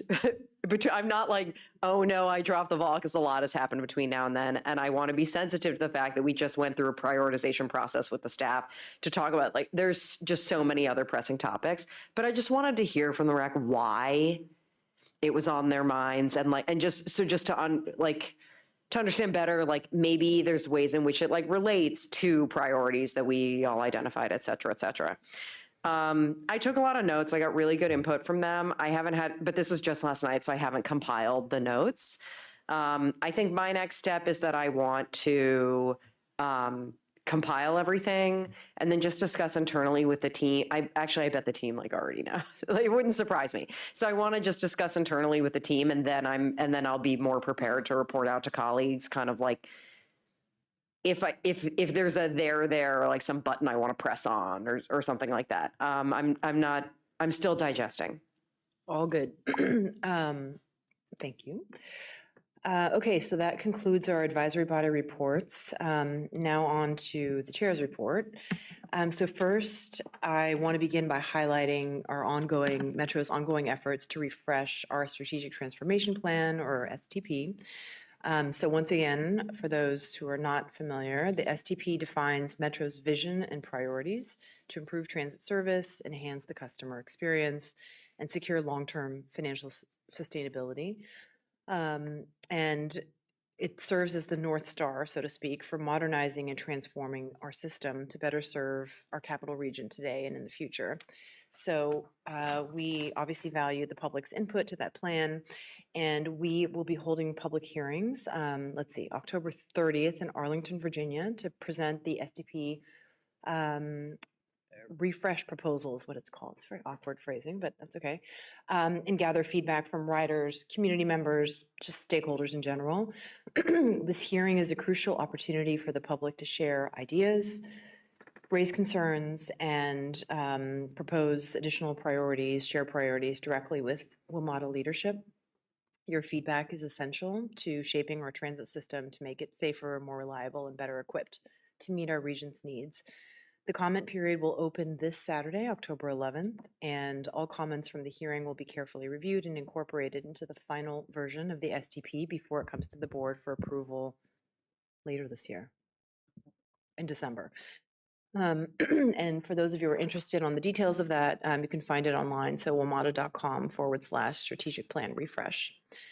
Next topic is WMATA joins organizations nationwide this week in celebrating Customer Service Week, which is a time dedicated to recognizing the critical role customer service plays in our mission and something we celebrate with pride at Metro. At WMATA, delivering exceptional customer service is at the heart of everything we do, from helping riders navigate the system to ensuring safe, reliable, and welcoming experience. And I know there have been a variety of events, and our communications team has highlighted a number of things as well, but we want to recognize the hundreds of employees who either directly or indirectly influence the customer experience at Metro. Our frontline employees, whether they're bus operators, station managers, or anyone who's interacting with the public, whether on the phone or in person, are indeed the face of Metro and the reason our system keeps moving smoothly every day. And your efforts have resulted in the highest customer satisfaction ratings in Metro's history. And your commitment to the riding public has had a tremendous impact on our ridership. So on behalf of the board, just want to acknowledge and thank each and every one of you for the contributions each member of the team has made to this world-class customer experience and for your role in Metro's continued success. This Customer Service Week has been a reminder that at WMATA, every single interaction matters, and building trust with our community is key to success. Lastly, I would like to remind everyone that we will not have a public board meeting on the 23rd of this month. We will have meetings in November. Let's see, I think that I will now turn over the floor to our general manager for his report. Thank you, Madam Chair. Pretty short report, but a couple of very important things to highlight. So the first thing I want to double down on what you were mentioning, which is Customer Service Week. So I think you hit it correctly. Every single day here is customer service, or every week here is Customer Service Week at Metro. And whether you're an internal employee facing or external employee facing, we all have customers, and the more we work together, we deliver that. So yesterday we had our first ever Metro CX Day, and I want to just really both congratulate and thank Sarah specifically for her leadership on this, secondarily Christy for her team as well. They have the individuals that are probably the most at the tip of the spear that focus on this, and that's everything for how customers interact with us, from fare media to digital signage to wayfinding, but also taking calls and text messages from customers, both for complaints or compliments and things of that nature. So I actually joined part of our contact center team the other day, took phone calls from customers and text messages from customers, and it's just great. I've done that a couple times, and it's just a great way to see how the customers really give us feedback and how we can constantly improve and how the experience is for our staff. So just really want to thank all of our staff, as you did, for what they do every day, whether you wear a vest or a uniform out in the field or whether you're internal. We all are there focused for our customers. And our whole mantra is, how can I help you? And I think the more we all get aligned by that, we continue to perform at a very, very high level. So thank you for mentioning the team. Unfortunately, when we have board meetings, sometimes we say farewell. And lately we've been doing farewells of board members and a few members of the management team. And there's two members of the team I want to really highlight here today. Two, quite frankly, just awesome people. Just people I really admire that are both really good human beings. And the first one is Yutunde, who is our CFO that's leaving. And I just want to really thank her very publicly for all the great work. 15 years here at Metro. Which is that's 15 years at Metro is a lifetime anywhere. 5 years is a lifetime maybe at Metro, but 15 years, and the amount of things Yutunde has contributed to and the things that Yutunde has seen from Safe Track and all of those years to and the FMO with FTA to when she became CFO, we had a $750 million operating deficit that we figured out that's it. But I just want to personally recognize her and thank her. She is a fantastic human being, a great leader, really good colleague. And from trips to Richmond and working the Wilson Building to Annapolis and DMV moves and everything in between, I just know I speak on behalf of the whole organization. Just really wish her well on the next step of her life and career, and just really say thank you for everything you've done, Utunde. So congratulations on your next step.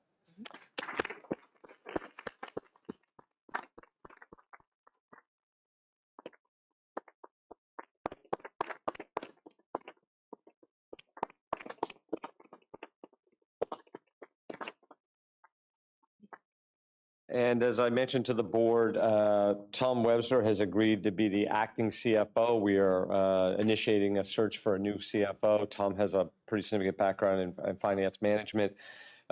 He has agreed to do this for a period of time. He's already asked me when the clock will start and when the clock will end. But I appreciate his leadership in stepping up. And I also want to mention Allison Davis is going to step up in Tom's role as acting EVP of Planning Performance while that is happening as well. The next up is another one of our great colleagues and friends, Regina Sullivan. Had a long, amazing career in government relations all over this town, from being someone that was a little bit in the family business at one point, all the way through, working down at, well, what would be FTA now, and those roles, and working on the Hill, and just really knows everybody. Like, there's no one in the Rolodex that Regina has in the DMV and on the Hill. That alone is you have to leave that, Regina. That, now that I think about it, that's incredible. But I will tell you that there's people work ethic, and then there's Regina Sullivan. And there's never been a time where I've texted or phoned Regina where she doesn't pick up. If anything, I cannot get her to not do that when she's supposed to take time off. And she just so desperately cares about this organization and the welfare of what we do as a service, but also our partners and our staff and board members, and just really, really, really cares about this organization. And her legacy, just kind of like Utunde's, we had, all of those challenges that I mentioned. She's helped succeed, played a major role in the dedicated funding in the late teens, laid the groundwork for DMV moves, which we're going to solidify our next piece of funding. All of the PRIA work and things like that on the Hill as well. I will tell you that I walk fast, but there is nobody that walks as fast as Regina Sullivan. And kind of a fun anecdote as we leave, it's people in Metro joke about, should you walk on the left and stand on the right? Well, if you're Regina, you're walking on the left. And there's no escalator too big, and you better just keep up. So Regina, just like Utunde, thank you for everything you've done for this organization. You're just a great person, and we will miss you, but I know that you'll be keeping Metro in your heart for sure. So thank you, and congratulations on your retirement.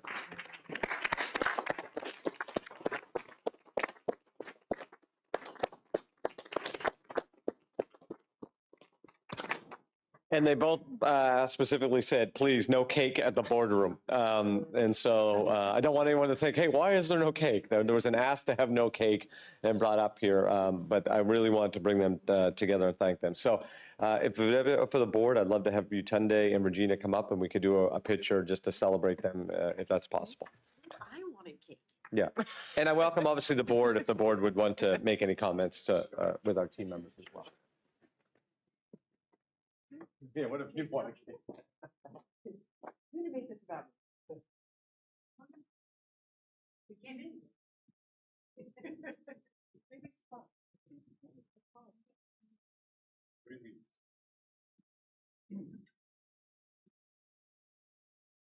Oh, you did? That's your picture. Ready? 1, 2, 3. Can you back want to join in? Quickly, back. Yeah.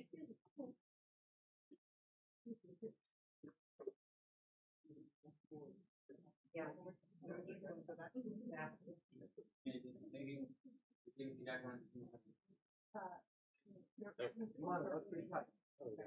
I'm happy to put this back on.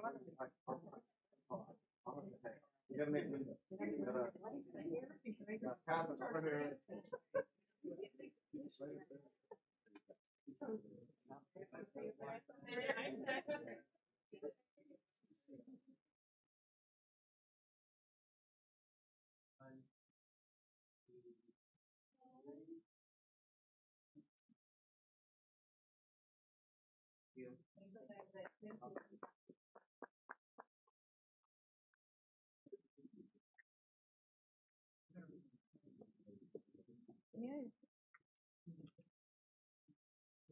Oh, we lost Jill already?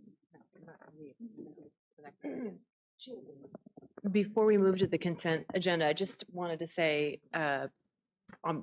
personally, how much just to acknowledge from the board's perspective, how much we appreciate both Regina and Yatunde for obviously not just their technical expertise, for their patience, graciousness. I know that I've been in meetings with Yatunde in the Wilson Building and other meetings where no matter how agitated or confusing the subject matter maybe or the meeting attendees, you've kept your calm and your just your poise in very difficult situations when you're pressed by people who maybe either don't understand the subject matter or just very worried about what does this all mean. So just to acknowledge on behalf of the board, thank you very much for your work on behalf of Metro, but also for working with us in such a professional way. And similarly, Regina, thank you for your patience for the many, many questions about what does this mean and what does that mean and where is that? And always, again, with aplomb. And as Randy says, you're always been available and accessible to us. I'm sure other board members who've worked with them longer may want to say something. Paul? Madam Chair, yeah. Yeah, Yatunde, I guess Tracy and I have been here the longest, but you know, when you came in, just the restructuring of that whole area, working with the team, I know I personally appreciated the new timeliness and info and the detail of the information that we were receiving, and being proactive in bringing things to the board was really, really appreciated. As Randy mentioned, Safe Track, but also the way you and your team managed the $750 million deficit and guiding us, you know, through that. And as Valerie said, working with the jurisdictions and being there at those meetings. But I too had written down here the calm sort of demeanor and sense of confidence that you had in these meetings. I know people noticed it, they appreciated it. So I want to thank you for, you know, your role as CFO and your 15 years here. It was very much appreciated. Thank you. Yeah. And Regina. A lot of interesting times. Let's just put it that way. And indeed, we've had many interesting meetings together. And again, just appreciated the fact, you know, your level of professionalism and the relationships that you had, not only with the members, but more importantly with the staff. I think, you know, people always focus on, you know, the elected leaders, but I mean, let's face it, it's really the staff that is really doing the work and does the work. And your relationships with them was almost as important as it was with the elected leaders. And I know, you know, that went a long way for us. And like I said the other day, we were in a meeting, you know, people tell you things they don't tell a lot of other people. And that says a lot about you as a person and as a professional. So thank you for all your work here. Yeah. Okay, you guys know I have a problem with like tears in board meetings and saying goodbyes, so I'm just going to keep this really short so that we don't have that. Yatunde, you are a beautiful person inside and out, and it has been an incredible pleasure working with you.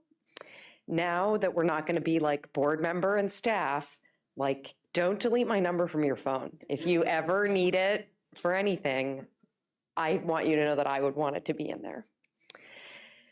And Regina, you and I both like to fight. And so I know I'm going to be seeing you around on some barricade somewhere. Meet you there. Thanks, Director Lowe. Please. Regina, thank you so much for keeping your finger on the pulse of probably the most complicated town in America. We really appreciate your work, and I really hope that you're not more busy in retirement than you have been when you were working. You know, that's what happens. But thank you so much for all of your work.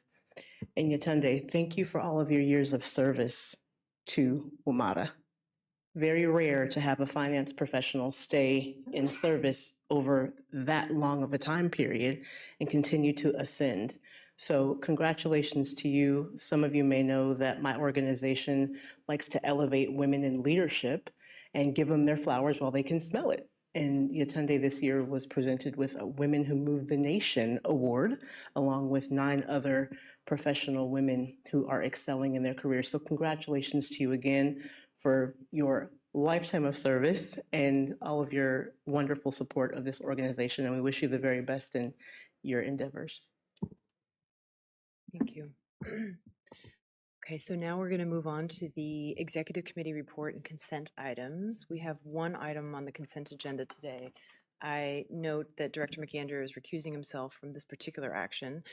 I would like to move approval of the following, which is the reimbursable agreement for transit planning and feasibility studies at RFK redevelopment site. So this action would authorize our general manager or his designee to negotiate and execute a reimbursable agreement between WMATA and the District of Columbia. This reimbursable agreement would create a project fund of up to $2 million to support planning studies and concept design, alternatives development, and engineering feasibility activities related to future transit improvements at the RFK development site and Stadium Armory Station. I would like to move approval. Can I please get a second? Thanks, Director Smedberg. All in favor? Aye. Any opposed? These items are approved. Okay, reports by the jurisdictions. At least from DC, I don't. Nothing to report. Exactly. So my colleagues, I don't know if NVT, on behalf of NVTC or my Maryland friends. Nothing to report. Okay. All right. So with no further business, you have it, please. Okay. I just wanted to acknowledge that clearly we're in a government shutdown and, essential employees are still required to work and not being paid. And so, effects on ridership wouldn't be surprising, hopefully not too heavy. This past Tuesday, the administration signaled that furloughed workers may not be guaranteed their back pay. And so that's something that we will continue to monitor. And most recently, as the federal shutdown continues, small businesses just learned of a major change to the federal DBE and ACDBE programs. So as of October 3rd, DOT will no longer accept race or gender-based presumptions for the social disadvantage regulations that have been in place for over 40 years. And so in doing that, the DOT is replacing terms like race neutral and race conscious with DBE neutral and DBE conscious frameworks. And so with that, Metro has robust programming for small businesses, and for all public agencies, it's a monumental change that really presents an opportunity to uplift those programs and provide clarity to small businesses who still want to support the work of the agency, especially as we think about small businesses being over 85% of all businesses in America, and the investment in those businesses, over 50% of that going back to the communities they serve. So while Metro has robust programming, it's a nice opportunity to uplift the criteria for those programs for small business owners who are a little up in arms right now because of this huge change that has taken place for a program that's been in place for over 40 years. So just wanted to provide that. Thanks, Director Rye. Excuse me. With no further business to come before the board, we stand adjourned. Thank you for joining us today, and we will now move to executive session. In accordance with the bylaws, I, Valerie Santos, request that the Board of Directors convene an executive session to discuss the following matters pursuant to Article 2, Paragraph 9, subsections A, budgetary matters that may affect legal positions, WMATA contracts, or sensitive relationships with local jurisdictions or the federal government. D, contractual or other matters involving confidential or proprietary concerns or other investment of public funds where discussion in public would potentially adversely impact the financial interests of WMATA.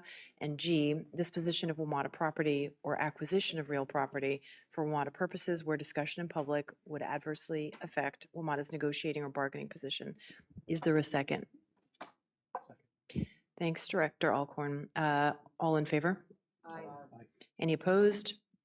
The ayes have it. Thank you.